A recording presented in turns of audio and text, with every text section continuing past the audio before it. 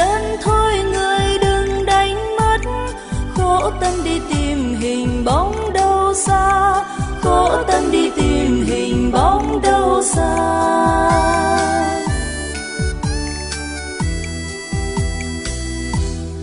Phật quanh ta ở nơi ta bà, khi uống ăn nhớ niệm Di Đà, và khi ta làm điều nhân ái, thấy y như là Phật đến trong ta, thấy y như là Phật đến trong ta.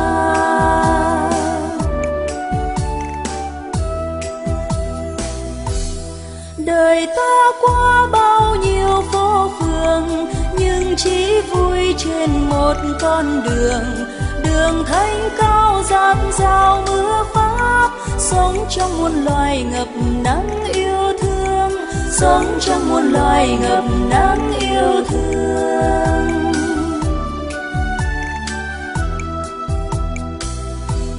Về đi thôi dứt tan não phiền, xa nẻo mê danh lợi sắc tài, làm thân tâm hận sâu tê tái, quyết quay trở về bờ giác an vui, quyết quay trở về bờ giác an vui.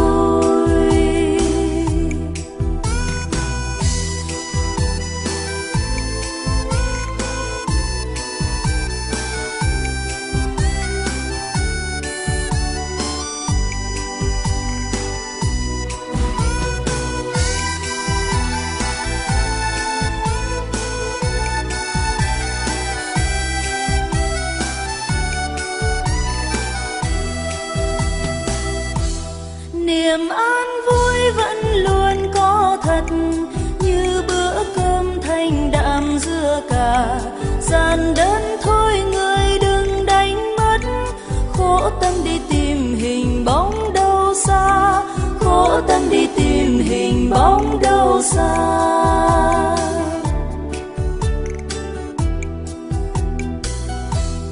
Phật quanh ta ở nơi ta bà, khi uống ăn nhớ niệm Di Đà, và khi ta làm điều nhân ái, thấy y như là Phật đến trong ta, thấy y như là Phật đến trong ta.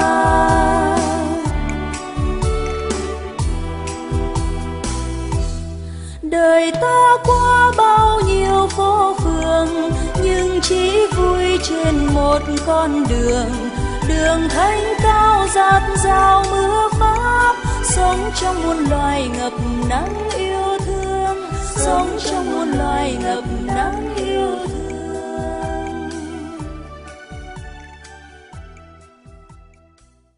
Đối trước chúng ta trên pháp tòa là Hòa Thượng Thượng Giác Hạ Khang, trụ trì trú xứ tỉnh Xá Ngọc, dân thành phố Trà Vinh, tỉnh Trà Vinh. Nhân duyên kết tụ được hôm nay, để đạo tràng chúng ta được cung nghênh Hòa Thượng Pháp Sư, là do đức từ ái của từ phụ A Di Đà chuyển hóa. Thế cho nên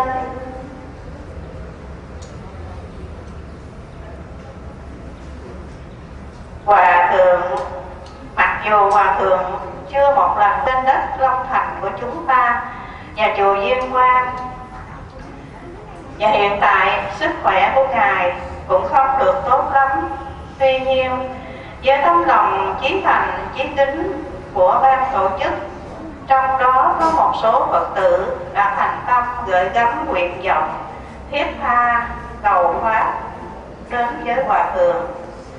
Ngài đã vô cùng hoan hỷ hứa khả, và hôm nay đây Hòa Thượng đã lên mẫn đáp lời thỉnh cầu của đạo tràng chúng ta. Ngài đã bất từ vì nguyện chứng tích quan tâm về đạo tràng Diên Quang để ban pháp âm cho chúng ta. Giờ này đề nghị toàn thể đạo tràng quý Phật tử nhất tâm đảnh lễ Hòa Thượng. A Di Đà Phật yêu cầu quý vị lễ nhất tâm đảnh lễ Nam Mô Hiện Tiền Hòa Thượng Pháp Sư Phạm Ba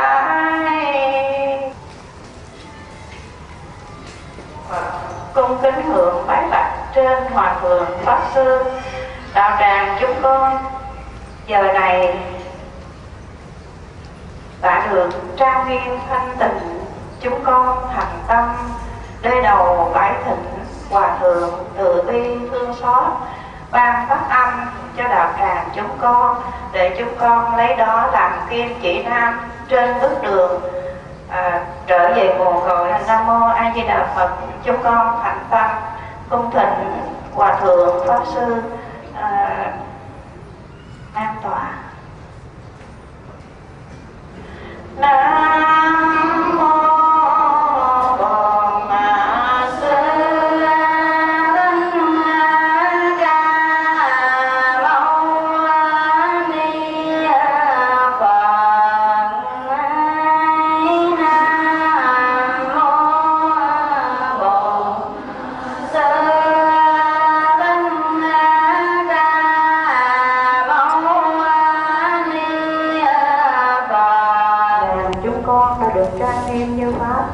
con thành tâm đê đầu bái thỉnh hòa thượng từ bi thương xót ban pháp âm cho đạo tràng chúng con, để toàn thể Phật tử chúng con lấy đó làm kim chỉ nam trên bước đường tận cầu chân lý.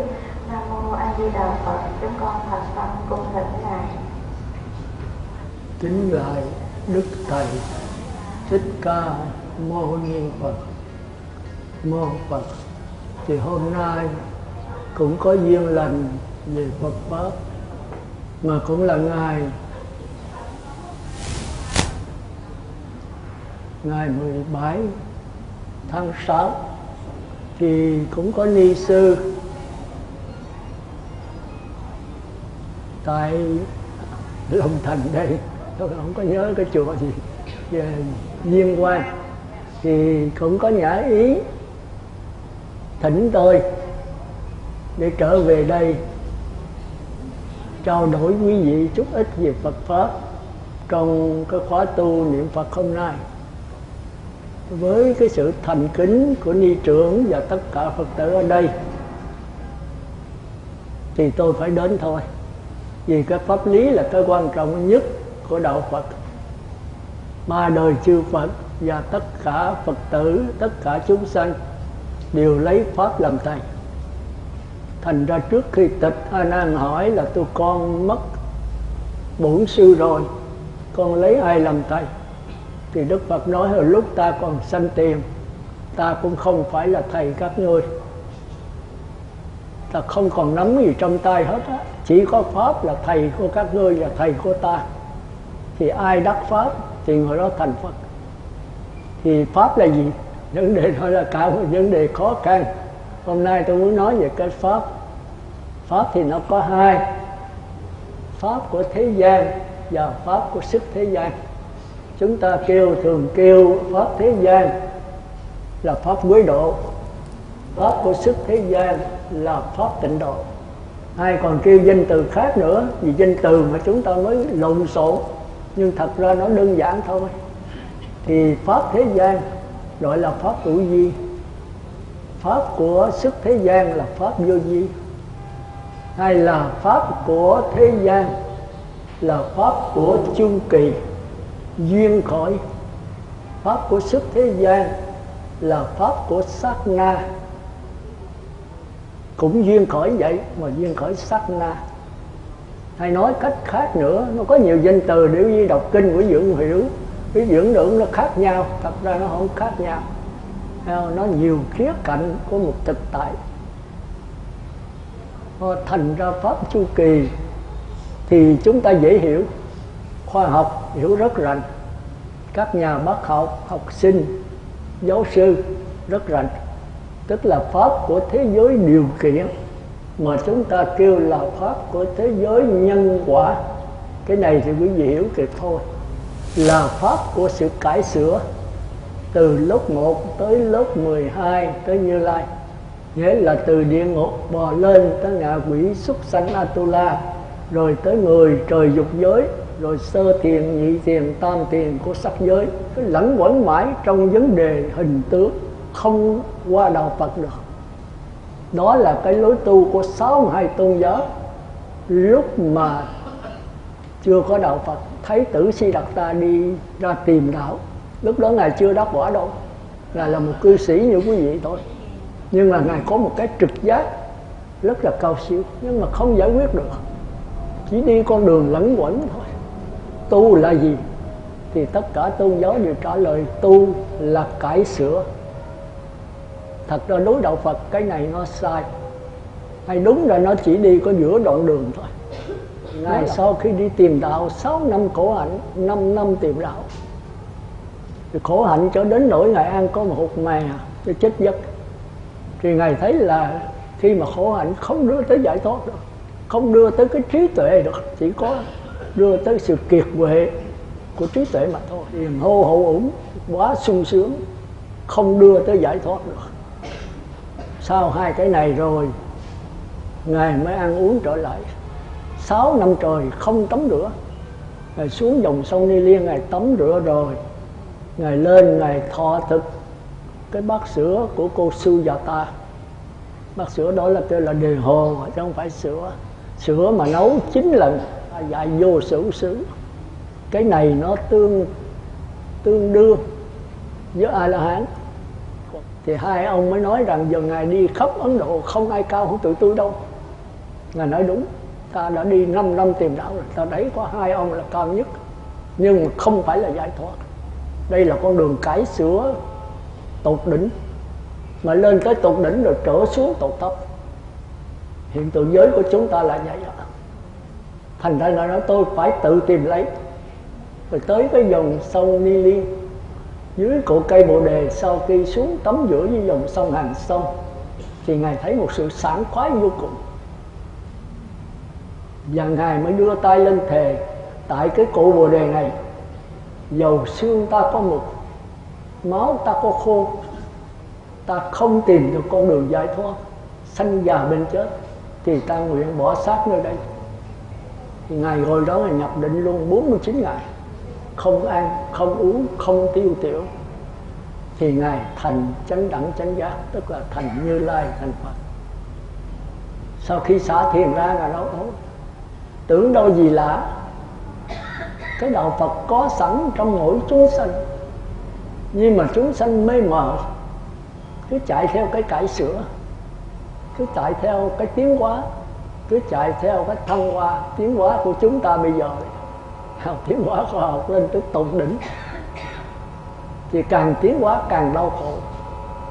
Tiến hóa về vật chất, rồi vật chất lên cao thì tinh thần suy đổi, tật thất hưng thì tinh thần suy đổi, tinh thần hưng thì vật chất suy đổi. Chỉ có những con người nào không dính mắc vào vật chất, không dính mắc vào tinh thần nữa. Mà không dính mắc ở đâu? Ở ngay cuộc sống này. Thì Ngài ví dụ cũng như cái dòng nước linh hồn, nó bất sanh nó bất diệt, nó cứ đứng lặng trôi chảy mãi thôi. Gió Bắc Phong không phải là dòng nước tạo nên sống, mà chính gió bên ngoài, cái tham sân si của chúng sanh mới mượn cái dòng nước linh hồn tạo ra cái sắc thân ngũ quẩn này. Sắc là vật chất, cái tưởng là cái biết có tư tưởng, nhưng mà chưa có ý chí, chưa có sự tính toán lo lắng cải sửa để quyết định hành động tạo nghiệp. Và qua tới cái hành là bắt đầu quyết định lựa chọn để tạo nghiệp. Và qua cái thức là cái chỗ chứa những kinh nghiệm, kiến thức, ký ức, già dặn, tội phước học hỏi. Có 5 cái tiến trình thôi. Đây tôi nói sơ thôi không? Giảng cái này thì cũng phải 9-10 ngày, 1-2 tiếng. Đây tôi giới thiệu sơ thôi, vì cái chúng ta ở đây có 1 tiếng rưỡi thôi. Tôi sức khỏe không có, chứ đúng là tôi giảng 2 tiếng. Thì còn nửa tiếng để quý vị hỏi. Biết tôi có còn xuống nữa không? Biết quý vị có còn gặp tôi nữa không? Mà biết tôi có gặp quý vị nữa không? Cuộc đời nó là vô thường. Thành ra sau khi tôi giảng rồi, quý vị có thể hỏi bất cứ cái gì trong Phật Pháp, thì nửa tiếng đồng hồ tôi trả lời. Còn nếu còn nữa tôi có thể giảng 1 tiếng. Bữa nay tôi phải về thôi, mà trưa một chút về cũng được, chiều một chút về cũng được. Thì quý vị có thể thắc mắc những cái gì, ích lợi cho quý vị, tôi sẽ xin trả lời hết theo cái hiểu biết của tôi, theo cái khả năng của tôi. Bây giờ chúng ta trở lại. Thì trước tiên là tôi muốn nói tới vấn đề võ trụ quan. rồi sau đó tới nhân sinh quan. Võ trụ quan tức là vô lượng vô biên thế giới, còn nhân sinh quan là con người của mỗi người chúng ta. Chúng ta liên can tới võ trụ một cách chặt chẽ, mà chúng ta chả hay gì hết. Chúng ta, tôi muốn nói cái nhân sinh quan là cái thế lộn xộn của thế giới bây giờ. Cái vấn đề sấm giảng, vấn đề thiên cơ, vấn đề quả địa cầu này tiêu diệt gì đó. Tôi nghe nói Vũng Tàu ở trong đốc là xung xao nhất. Rồi tôi phải xuống cải chính lại. Người Phật tử thì phải có cái hiểu biết khác với ngoài đời, chứ không phải là giống như ngoài đời cứ lo sợ mãi. Thì mình hiểu thấu rồi, không vấn đề lo sợ, mình sống bình an thôi. Dầu có thiên tai, dầu có quả địa cầu có nổ, dầu có chết hết, thì mình có một cái không chết. Mà cái chết thì xác thân ai cũng chết hết, còn cái linh hồn đâu có chết. Mà nó tùy theo cái nghiệp chứ. Mỗi người có cái nghiệp riêng, mà nếu mình tu rồi làm sao mình vào cái giới xấu được. Mình người Phật tử mà khi chết là cái linh hồn mình ghiền cái sòng bài, mình chung vô cái nhà cờ bạc mình sanh đó sao? Không có vấn đề đó. Còn người cờ bạc thì làm sao không có đến tịnh xá, làm sao mà sanh vào cõi trời được. Nhưng mà sanh về cõi trời tôi không muốn đó. Tôi muốn bị sanh về cõi Phật thôi. Thì cái đó có nhiều vị không biết. Cõi trời thì quý vị có thể niệm Phật đếm từ 1 tới 10 niệm Phật, khỏi đếm khỏi cần niệm Phật. Quý vị có thể tự lực chứ không cần ai hết, quý vị về cõi trời. Nhưng mà cõi trời quý vị hưởng phước, hết phước rồi thì quý vị luân hồi trở lại nữa. Còn cõi Phật là vào cái giáo hội của Phật A Di Đà thì vĩnh viễn thành Như Lai, chứ không có vấn đề mà trở lại. Cái gì không biết cái đó cũng dẫn Ngài, tôi nói cho một cách thực tế đi.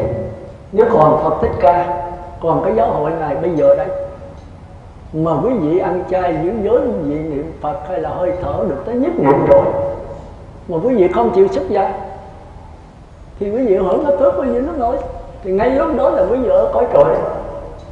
Còn bây giờ nó bạch Đức Thế Tôn rồi Thích Ca cho con xuất gia.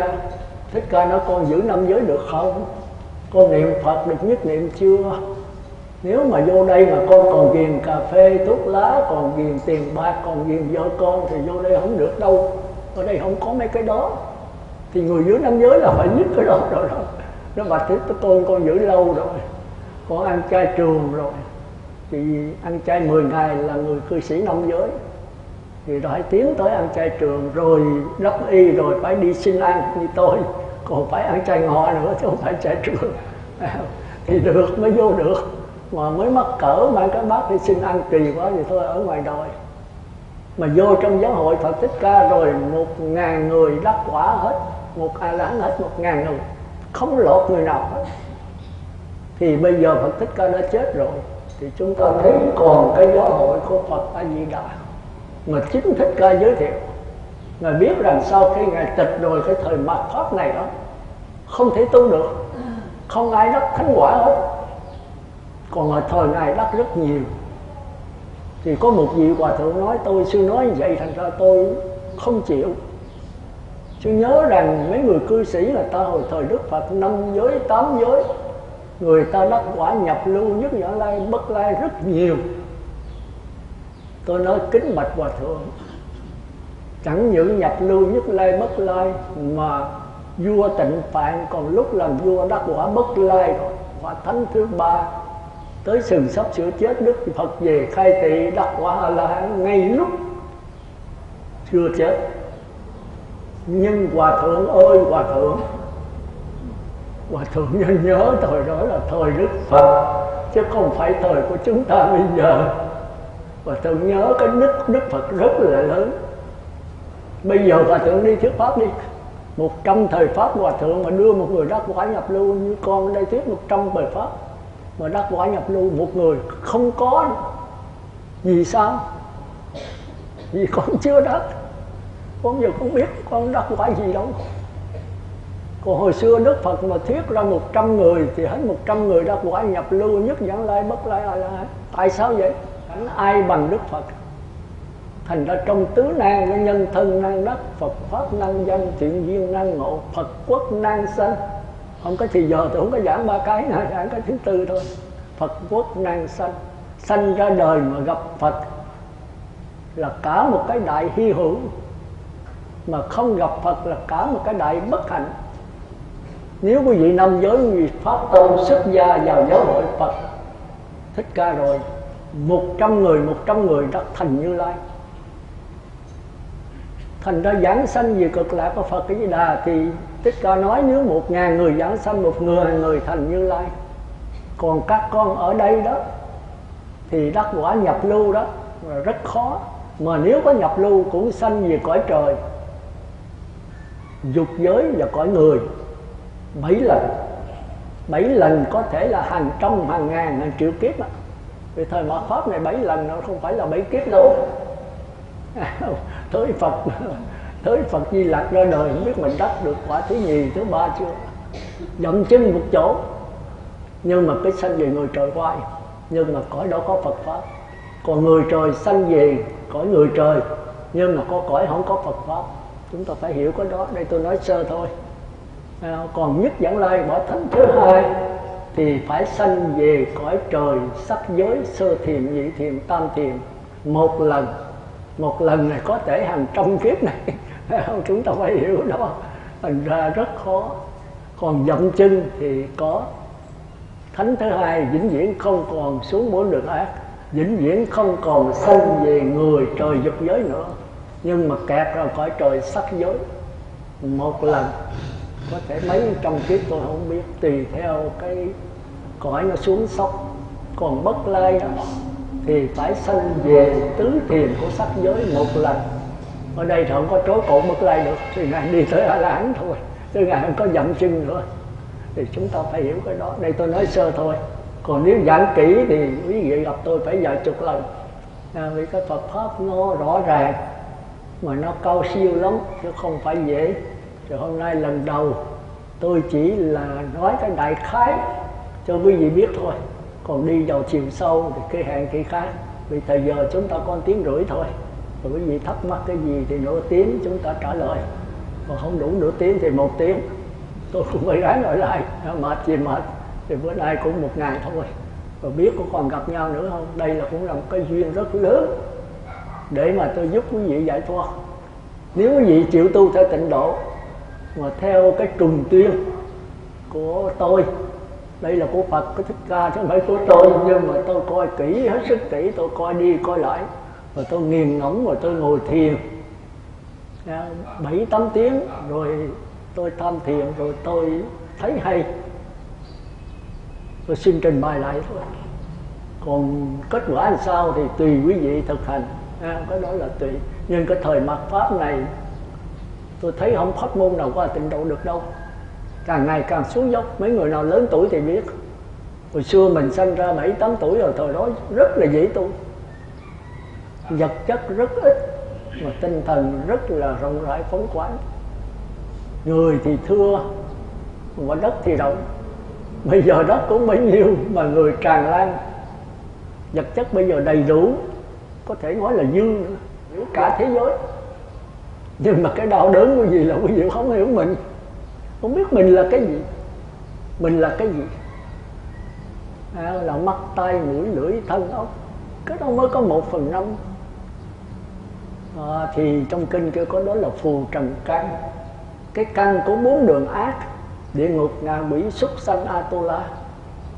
Cái đó nó có cảm giác, có tư tưởng, cảm giác tư tưởng của địa ngục, ngạ quỷ, súc sanh, Atula. Còn cái sắc thân thứ hai đó chính là các dây thần kinh. Thì cái này trong di thức của đạo Phật rất hay, tịnh sắc căn, tức là cái căn rất là thanh tịnh, rất là diêu nhuyễn, rất là di tế.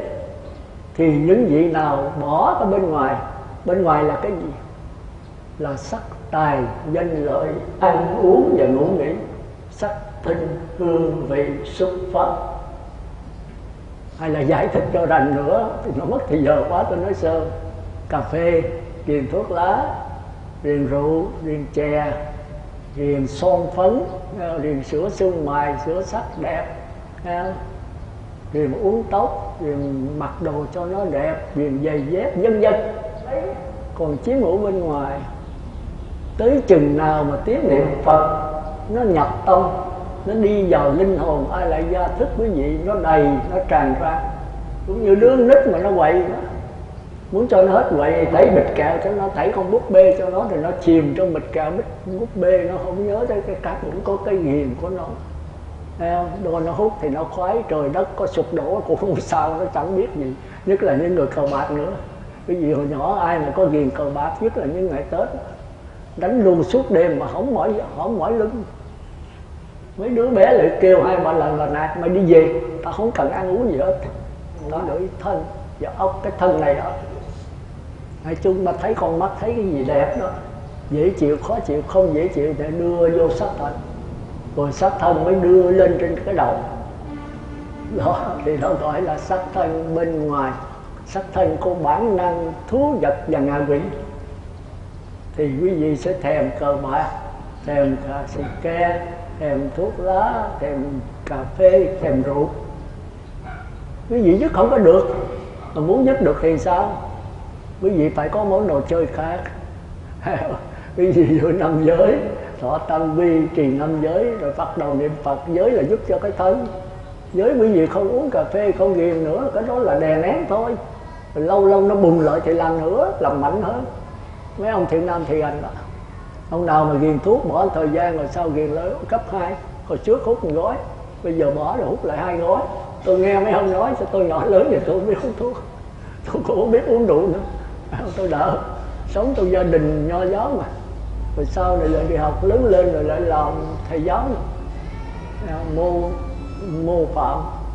Rồi sau ở bên đánh nhau quá bỏ thầy giáo trốn đi làm thầy tu mô Phật. Tôi mô không ạ. Thành ra cuộc sống tôi nó đơn giản, thành ra tôi dễ đi vào đạo, dễ đi vào. Vô đây là tôi thắc mắc nhất là Thái tử gặp 62 tôn giáo mà không thỏa mãn. Tới chừng Ngài ngồi dưới cội cây rồi Ngài thấy được đạo Phật thì Ngài nói từ đây mới có tứ sơ môn quả, mới có đạo Phật thôi. Như vậy thì sự khác nhau giữa đạo Phật và các tôn giáo bạn, 62 tôn giáo bây giờ cũng có 62 tôn giáo đấy. Nó khác nhau làm sao? Trong kinh không có giải thích rành rẽ. Rồi Ngài lại chán nản nữa, Ngài muốn nhập niết bàn, muốn chết. Thì tu từ xưa giờ là cải sửa, nhưng đạo Phật không phải là cải sửa, nó đi ngược dòng đời. Ngài lấy cái bát chánh đạo bát côn mà đi xin ăn, Ngài thả xuống dòng sông Ni Liên, thì dòng nước chảy xuôi vậy, cái bát nó chạy ngược. Ngài nói đạo ta là vậy đó, đạo ta sẽ đi ngược dòng đời. Mà than ôi chúng sanh làm sao chịu đi ngược được. Chúng sanh đã có thói quen cải sửa rồi. Nếu bỏ cái này nó bắt cái khác, bỏ cái khác nó bắt cái cao thượng hơn. Mà biểu nó dứt hết làm sao nó dứt được. Mà làm sao dứt, đặt chữ làm sao là không dứt được. Tôi nhức nhối, tôi trăn trở với đạo Phật. Tôi vô tôi nguyện là tôi phải tìm cho ra thôi. Thì tôi bỏ hết, tôi vô xuất gia rồi tôi tinh tấn, tôi ngồi thiền tôi tới 7 tiếng, 8 tiếng đồng hồ. Tôi chìm đắm trong tâm thiền, tôi cho đây là đạo Phật. Nó lân lân, nó đã vô cùng, mất thân. Chỉ còn tư tưởng và cảm giác nó tràn hết cái sắc thân, mà không phải thân ở bên ngoài. Thân bên trong là sắc thân, cảm giác của xúc thân. Quý vị biết mà, tôi nói sơ thôi. Ví dụ thân mời quý vị chích thịt, đó là thân của 4 đời ác đấy. Cái thân địa ngục ngạ quỷ súc sanh. Rồi quý vị chích gân thì cái này khác đấy. Cái này là sắc thân bên trong, hai cái khác. Thành ra khi quý vị chết rồi đó thì sắc thân bên ngoài là chết liền. Nhưng mà dây thần kinh xúc giác, thị giác, thính giác, khứu giác 8 tiếng mới đứt, 8 tiếng mới chết thiệt. Và cái tịnh độ hay đó, nó dựa vào cái duy thức. Thành ra người chết rồi là không thể đụng sắc thân 8 tiếng đồng hồ. Mà cái cảm giác là cái chỗ vi tế nhất của người trời mà. Còn cái sắc thân này là của 4 đường ác, thô lậu, kêu là nhục thân, cái thân bằng thịt. Còn cái kia các thân bằng dây thần kinh. Mà tôi không nói chắc cái gì cũng không biết á. Khoa học cũng không rành lắm, chỉ có duy thức rất là rành. Còn cái thân thứ ba chúng ta kêu là thắng nghĩa căn, nó không có căn. Thì đây là chúng ta qua giải thoát đấy, qua giải thoát. Thôi cái đó khi khác, giảng nữa hết giờ quý vị cũng không hiểu nổi đâu. Kỳ nào quý vị đi tới nhị thiền đó, vì tới cái dây thần kinh, cái câu niệm Phật nó tràn đầy A La Da rồi nó trở ra, rồi quý vị tống vô. Ở ngoài ta kêu là bất niệm mà tự niệm, không cần niệm Phật mà vẫn có tiếng niệm Phật. Như tôi ngồi đây, tôi vẫn niệm Phật, phải tôi nhớ tới tiếng niệm Phật là trong A La Da, trong linh hồn tôi nó tràn ra. Nhưng mà từ đây mà có ai chỉ mình trăn trở, mình thao thức, mình tha thiết, thì mai ra, tôi chừng cho mai ra, tức là không biết thiệt giả không biết, mai ra chúng ta có thể qua đạo Phật, chúng ta nhận được cái bất tử. Trên vấn đề cải sửa, tất cả tam giới mà có ra là do ý chí, nhưng mà cái giải thoát đó cũng do ý chí mà chướng ngại đó. Thế đó là cái khó khăn. Chính nhờ ý chí mà chúng ta mới hiểu được cái bất tử. Mà giải thoát không phải là một sự mong cầu. Đạo Phật không phải là một sự mong cầu. Càng mong cầu chừng nào càng chạy xa chân lý đạo Phật chừng này. Sự thật không thể mong cầu được. Vậy phải làm sao sư? Phải làm sao thì không thể đi tới đạo Phật được. Cái đó là cái đau đớn của quý vị. Cái bếp xếp, cái xảo trá, cái quỷ quyệt của tư tưởng của chúng ta. Nó cứ chạy thế này qua thế khác. Thì chúng ta phải học hỏi, phải ngồi thiền, phải chiêm nghiệm. Chúng ta phải học giáo pháp, rồi chúng ta phải tìm chỗ thanh vắng. Chúng ta ngồi trở về con người mình. Rồi một ngày nào đó chúng ta ngộ được là khi tất cả ý chí, tất cả sự mong cầu nó biết rằng nó bất lực, nó dừng lại, thì bây giờ là đạo Phật. Cái đạo Phật nó ngồi vậy đó, nó vậy đó, chỉ là sự mong cầu hết. Thì đó là bát nhã, đó là đạo Phật. Còn một chút mong cầu là còn chướng ngại. Thành ra giữa bát nhã và tư tưởng khó mà phân biệt được. Khi tư tưởng dừng lại là bát nhã, khi bát nhã sao động thì đó là tư tưởng. Đây là tôi nói với người sơ cơ nha, tới A Lán thì khác sao động các ngài vẫn là bất động, vẫn là bát nhã như thường. Đây là tôi nói nhập lưu với người trời. Thì chúng ta nên nhớ là tôi trở lại cái vũ trụ quan. Toàn thể vũ trụ này, toàn thể tất cả hình tướng, từ sắc thân, từ cảm giác, từ tư tưởng, từ ý chí, từ kinh nghiệm kiến thức A La Da của chúng ta cuộc sống bây giờ, thật ra nó không có hình tướng. Thực tướng các pháp là vô tướng, nó chỉ là một cái vùng hào quang rực rỡ thôi. Mà khoa học thường kêu nó là năng lực, lấy năng lực mặt trời đó là cái năng lực tốt nhất. Còn năng lực của sắc thân, năng lực của cảm giác, năng lực của tư tưởng, năng lực ý chí, năng lực A La Da, thì cái này thật ra không phải là năng lực giải thoát, mà là năng lực luân hồi, năng lực của sự tiến hóa. Nhưng mà khoa học lầm kêu đó là năng lực. Còn năng lực của nhập lưu, nhất vãng lai, bất lai, A Lán mới là năng lực thiệt đấy. Nó vô lượng vô biên. Thì nó là cái không có tướng mà chỉ có hình thôi. Thì cái đó chúng ta nói sao? Thành ra trong đạo Phật kêu năng lực là thức biến. Duy thức chỉ có thức mà thôi. Thì khoa học nó chỉ có năng lực mà thôi. Nếu tôi giảng vậy các nhà khoa học, bác học rồi chịu lắm, dễ hiểu. Còn nói là duy thức, các ngài không biết thức là cái gì. Thức là năng lực. Nhưng mà các ngài chỉ biết có năng lực của sắc thân. Năng lực sắc thân là gì? Là đất nước lửa gió. Đất nước lửa gió là gì? Là những cái điện tử, chẳng hạn như nước. Thì qua các nhà bác học, các nhà hóa học thì là H2O, đâu có nước. Chỉ có 2 hydro và 1 oxy. Mà hydro là gì? Là 1 điện tử âm, 1 điện tử dương. Oxy là gì? 16 điện tử âm, 16 điện tử dương. Kết hợp lại thì thành ra nước. Thành ra lên cao là nước không có, chỉ có H2O, oxy và hydro. Rồi bây giờ hydro, 1 điện tử hydro, 1 điện tử oxy, một bánh nó ra. Bởi vì oxy thì có 16 điện tử âm ở giữa, 16 điện tử dương ở giữa, 16 điện tử âm chạy chung quanh. Ai có học vào lớp 12 thì biết. Thì nó bao trùm nhau, nó tạo ra oxy, cái dưỡng khí để dưỡng cho mình. còn hydro là khinh khí. Rồi bây giờ bắn bỏ cái điện tử âm, điện tử dương nữa thì nó biến mất, không biết nó đi đâu, không còn hình tướng gì hết. Thì các nhà khoa học kêu nó là năng lực.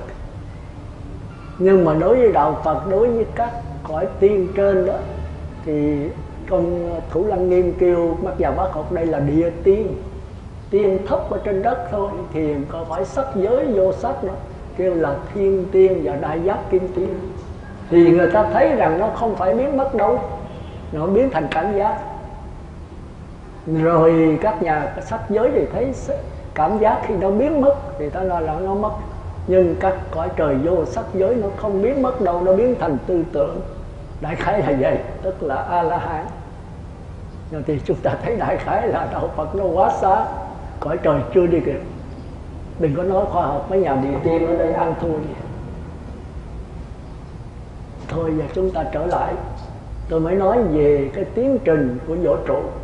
Thì theo đạo Phật, quan niệm về vũ trụ quan và nhân sinh quan theo cái hiểu biết của tôi, không biết đúng không tôi không biết, tôi trình bày để là làm cái chất liệu trao đổi cùng quý vị thôi. Thì nó là một vùng hoàng quang rực rỡ, không mờ. Nơi đây chưa có thời gian, chưa có không gian. Xin nhớ là tôi nói chữ thời gian đây là cái nhận thức, còn không gian đây là đối tượng nhận thức. Nhận thức là cái biết, còn đối tượng nhận thức là cái đối tượng của sự hiểu biết của tôi. Trong duy thức kêu là năng và sở. Thí dụ như tôi nhìn cái bình thủy, tôi biết đây là cái bình thủy, thì cái biết tôi đó thuộc về thời gian, có ba đời: quá khứ, hiện tại, vị lai. Giờ tôi biết chút nữa tôi biết khác rồi, như quý vị ở đó giờ biết khác. Nghe tôi giảng là bắt đầu mới đi sâu vào sự thật, thì cái biết nó thay đổi hoài. Bây giờ nó ngồi đây nó có nghĩ tới những chuyện 1-2 năm về trước, nghe không? Nó thay đổi như con khỉ vậy. Còn đối tượng cái biết là cái bình thủy. Cái bình thủy cũng là năng lực, mà tôi có biết tôi cũng là năng lực. Nhưng năng lực nào chuyển biến nhanh thì là nhận thức, năng lực nào chuyển biến chậm thì thành đối tượng nhận thức. Thì cái bình thủy này nó nằm ở trong không gian, nó có 10 phương. Thành ra cái vô ngã nó có 10 phương. Cái vô thường là cái nhận thức tôi nó có 3 đời. Thành ra chư Phật Pháp Tăng 10 phương và 3 đời. Rồi tạm nghe không? Hiểu thì hiểu, không hiểu thì thôi. Thì khác. Chứ bây giờ tôi không thể làm cái gì khác nữa. Vì gặp cái gì có lần đầu mà giảng cặn kẽ thì không có thời giờ. Trong cái thời mạt Pháp này, cái hiểu biết chúng ta quá kém, mà cái sự thực hành lại còn tệ hơn nữa. Cái gì đâu có thì giờ mà ngồi 2 tiếng đồng hồ nó về nhà cặp đất mà ăn, nó khó vậy đó. Thời buổi bây giờ chạy ăn từng bữa tốt mồ hôi, đi làm thì kiếm tiền không ra mà xài ra thì rất nhiều. Phật tử bây giờ khổ á, ngồi 2-3 tiếng đồng hồ về lấy cái gì ăn, nào chồng, nào con, nào cha, nào mẹ, rồi lo tiền học cho nó, rồi lo tiền bệnh hoạn cho nó, cái gì chạy ăn từng bữa đổ mồ hôi sốt con mắt. Thành ra Đức Phật mới tạo ra cái tiền viện, cái nhà tu. Dạ, chúng ta xưa ngồi sanh tử là gì? Là do ăn, do mặc, do ở, do bệnh. Còn bây giờ chúng ta ăn thôi đủ thứ món. Tôi thấy giới thiệu cái chùa Vĩnh Nghiêm, đồ chay lớn nhất ở Việt Nam mà 100 món đồ chay. Tôi nói trời ơi, đồ chay gì mà làm tới 100 món. Cũng tàu hũ mì căng tàu hũ này làm tới làm nuôi đậu nành thôi. 100 món là sao? Gì cơm thập cẩm, tôm lá hán, có gì đó tôi nghe. Tôi nói trời ơi, ăn chay mà còn gà quay, gà nướng gì đó, gà tiềm gì đó, thì thôi chết rồi. Ăn chay mà còn tưởng tới đồ mặn. Biết rồi, cái là con chay 7 món thì thôi chết một. Chúng ta lo ăn không à? Rồi cái chết tới thì sợ. Mà tại sao không tìm hiểu cái chết? Cái chết là cái gì mà phải sợ thôi? Chết hết thì thôi, họ khỏi làm cái gì, tu làm cái gì? Tu rồi cũng chết, ăn cho đã rồi dưỡng cho đã rồi cũng chết. Thì nếu còn linh hồn đó đâu nó ra làm sao? Quý vị ổn quý vị phải đợi thì giờ nghiền ngẫm nó. Quý vị bớt xài phí một chút. Thành ra Đức Phật nói người tu đó phải thiểu dục tri túc, ít muốn biết đủ. Ngày đi xin ăn, đêm ngủ dưới cội cây, không dùng phí tiền bạc, không gì hết. Chư hành vô thường, chư pháp vô ngã. Đó. Là vô thường vô ngã. Mà ai không hiểu được cái này thì người đó phải khổ đau. Dù anh có sanh lên khỏi trời vô sắc, không có sắc thân, không có cảm giác, chỉ có rạc rồng tư tưởng không, anh ở đó hàng triệu hàng tỷ năm, rồi anh cũng phải nhàm chán thôi. Do cái nhàm chán mà phải sức thì nhập rồi phải sức. Hãy sức thì đi xuống mất cái định lực. Được khi mà gặp cảnh rồi nhập lại không được thì thôi xuống luôn địa ngục ngạ quỷ, lại bò lên nữa. Bò lên tới tột đỉnh rồi tưởng đây là Như Lai, là A La Hán. Ở lâu thì nhàm chán rồi xả ra nữa. Cứ thế chúng ta quay vòng vòng trong cái vòng luân hồi sinh tử khổ. Thành ra đạo Phật là không có nhập. Không có nhập là lấy cái gì sức? Thì cái thường định thôi. Cái bất tử nó hiện hàng ở trong con người tôi. Thì tôi dùng bất tử đâu tôi chiếu phá cái mờ ám của tham sân si. Thì cái bóng tối mà khi gặp ánh sáng rồi thì nó phải tan biến. Tan biến vào đâu? Tan biến vào trong ánh sáng. Cái đó là cái có hiểu nhất. Thì chúng ta phải ngồi thiền. Chúng ta thấy rằng khi mà ánh sáng tới thì không có bóng tối. Thì chúng ta tưởng nó chạy mất, đâu có mất. Chúng ta tắt ánh sáng thì bóng tối nó hiện liền. Nó ở đâu? Ở ngay trong ánh sáng.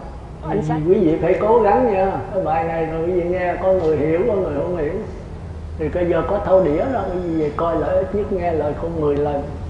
Nếu hiểu được là quý vị cũng thông minh rồi. Có thể nghe 20 lần cũng chưa hiểu nữa. Thì tôi giảng gấp quá. Ở dưới Trà Vinh thì người ta nghe 20-30 năm rồi người ta hiểu. Gặp tôi ít nhất cũng vài chục năm mà. Thấy không? Phật Pháp nó cao sâu lắm. Có lúc tôi giảng cạn, có lúc tôi đi sâu. Có lúc tôi đi từ cạn cho tới sâu. Thì nó khó lắm. Thì giờ chúng ta trở lại. Thành ra cái câu đó là bao trùm hết Phật Pháp. Thành ra tôi hỏi quý vị đó.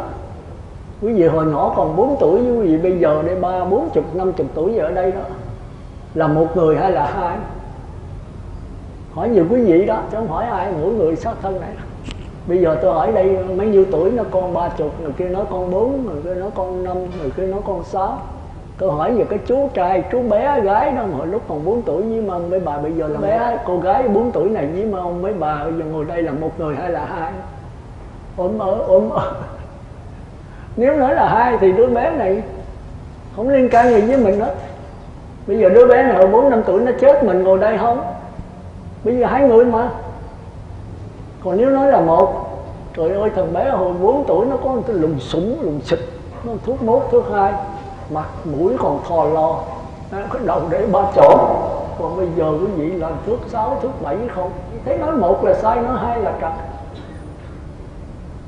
Nói hai là trật, bây giờ nói thì sao?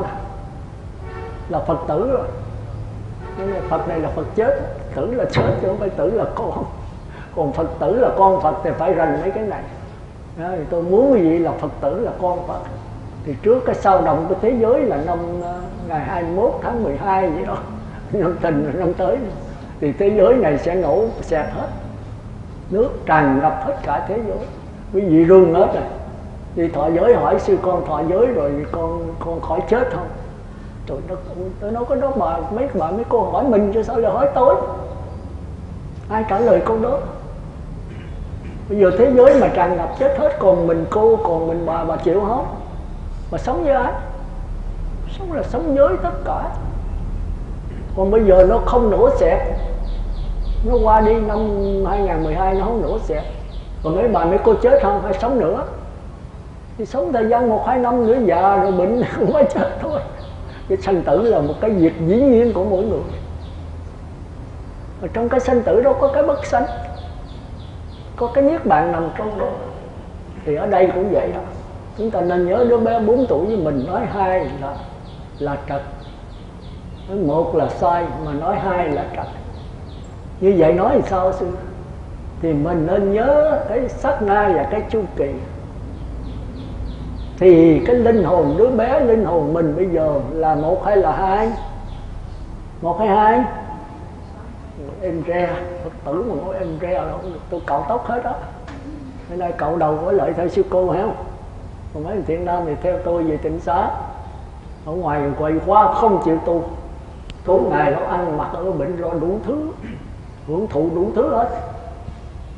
Thành ra chúng ta phải nói rằng cái linh hồn của chú bé với linh hồn của con là một cái linh hồn, nó thay đổi nha, chứ không phải cục tròn tròn nhập vô sức đó, không có vụ đó.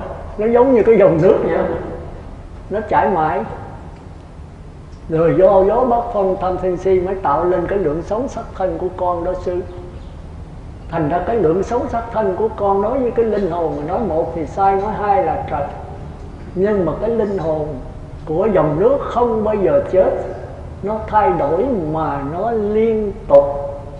Còn cái sắc thân của con nó thay đổi mà nó sao động, nó lý lắc, cho nên nó phải gián đoạn.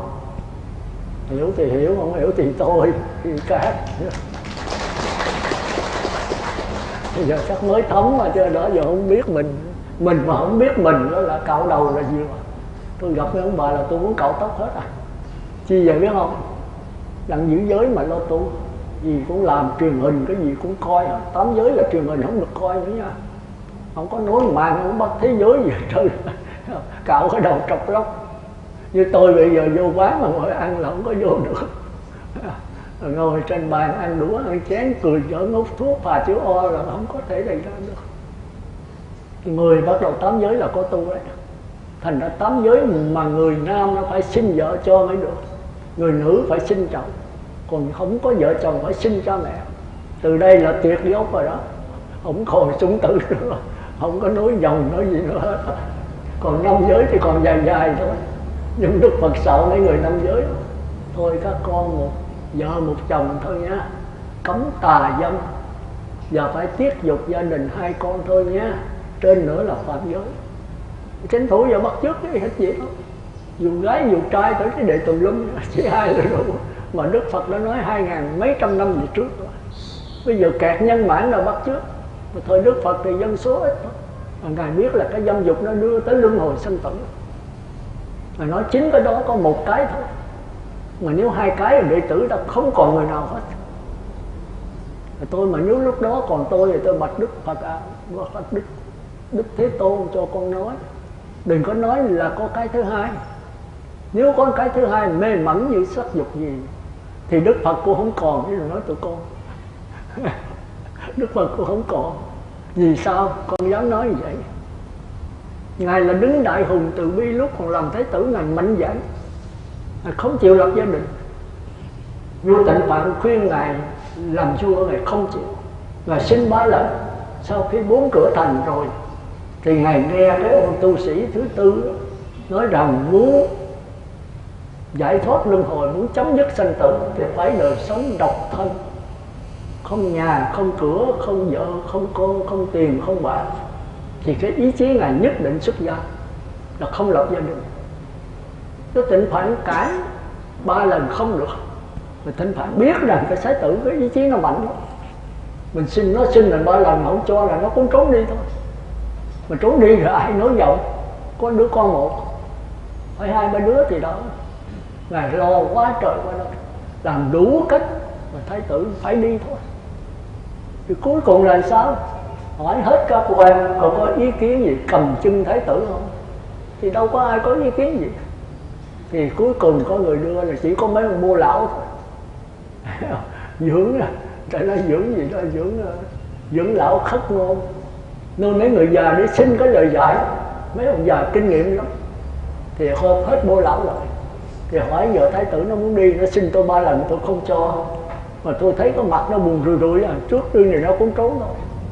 Mà tôi không muốn là mất ngôi vua, không mất cái dòng họ tôi. Thì hỏi Bô lão 3 lần thì có một ông già nó là cũng 200 mấy chục tuổi. Ông đưa tay, ông nói thì tôi có cái ý kiến này, ý kiến cuối cùng thôi. Từ xưa giờ đó là khó ai mà dứt được cái sắc, cái sắc đẹp. Thì Thái tử nhất định đi là con người ý chí mạnh, thì bệ hạ không cầm được đâu. Thì may ra đó có sợi tóc thôi, chỉ có sợi tóc người đàn bà mới cột Thái tử thôi. Xiềng xích bây giờ cột Thái tử mất hết. Nhưng mà xin bệ hạ, thưa bệ hạ, cái sợi tóc cột Thái tử mất không đứt đâu.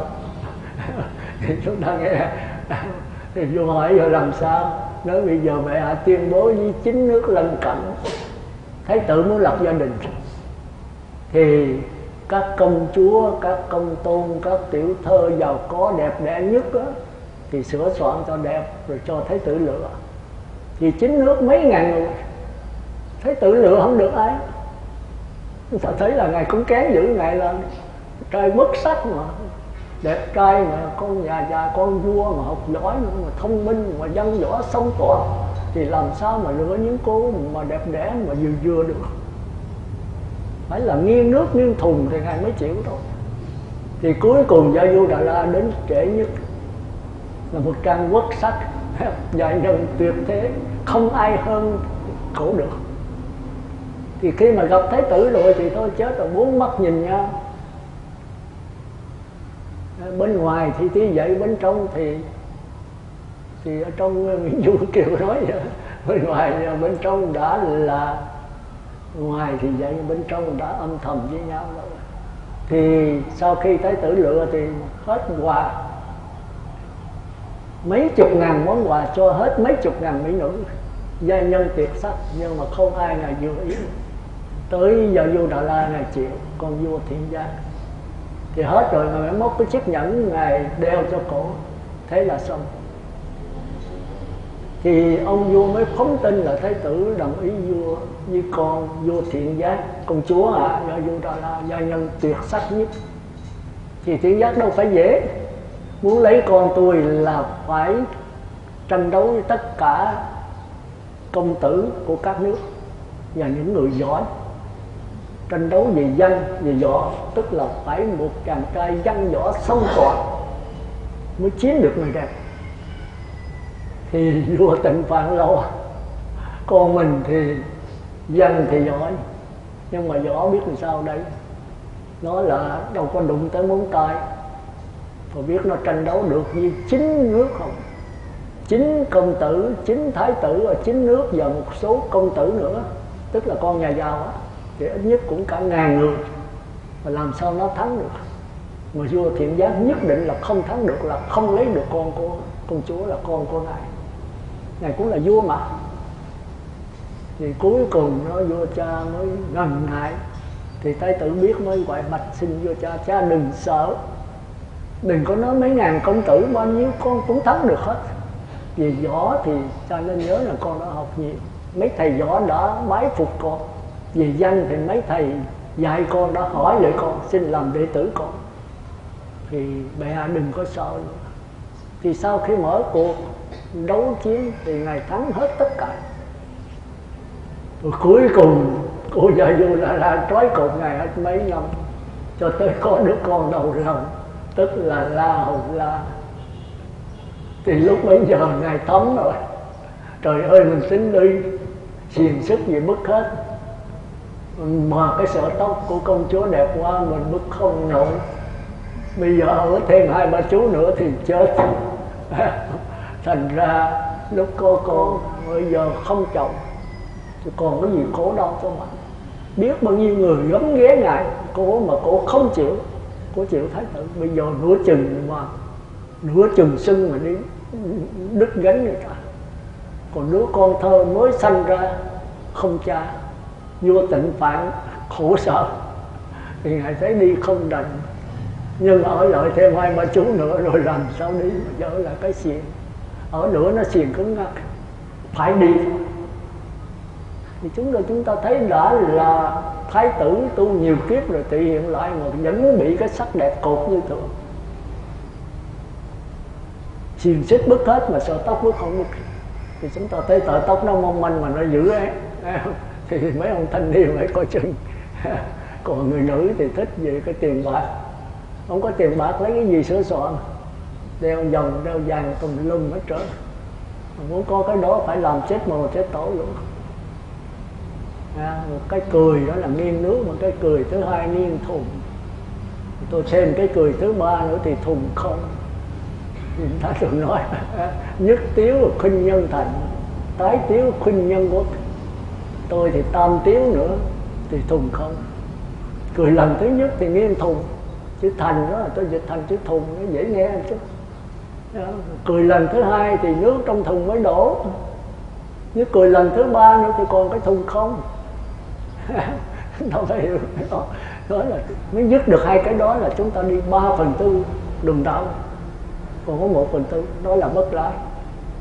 Một là sắc đẹp, hai là tiền bạc. Người tu mà tránh được hai cái này, tránh thì cũng chưa khỏi, mà phải thấy rõ. Tránh thì cõi trời tứ thiền sắc giới tứ không tránh được rồi. Tứ thiền sắc giới tứ không không bao giờ dính mắc vào sắc đẹp và tiền bạc. Mà không dính mắc là do đè nén, chứ không phải là do thấy rõ. Thấy rõ như đè nén là khác nhau xa nha. Quý vị nên nhớ chỗ đó. Chúng ta thường thôi sống ở trong cái đè nén, cái mờ mờ mà đạo Phật kêu đó là vô minh, không được sáng. Tôi lấy một cái thí dụ thì quý vị hiểu liền. Giữa đạo Phật với đạo người trời quý vị sẽ hiểu. Nhưng mà tôi trời ơi á, ví dụ bây giờ tôi nắm cái bàn tay lại, tôi nói bàn tay tôi, trong cái bàn tay chỗ tôi có trái siri, có một trái siri nhỏ mà quý vị ăn. Rồi quý vị có thấy tôi có bàn tay tôi nắm có thấy đâu. Thì bây giờ quý vị đó khi là mờ mờ vô minh, có thấy sư cầm cái gì đâu, không sư nóng lại sư nói trong bàn tay sư có trái siri. Bây giờ trong pháp hội tin hay không, thì bây giờ bắt đầu có vấn đề tin hay không tin.